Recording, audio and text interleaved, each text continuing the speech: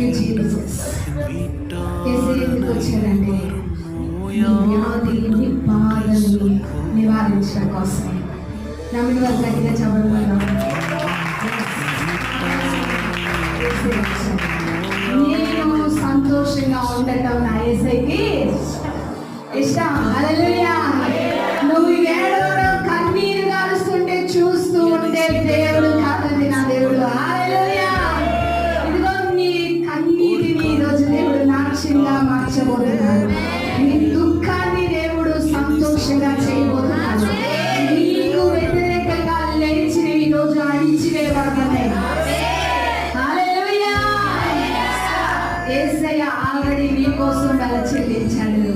నువ్వు దిగులు పడకుండా, వేదన చెందకుండా, నువ్వు సంతోషంగా ఉండాలి.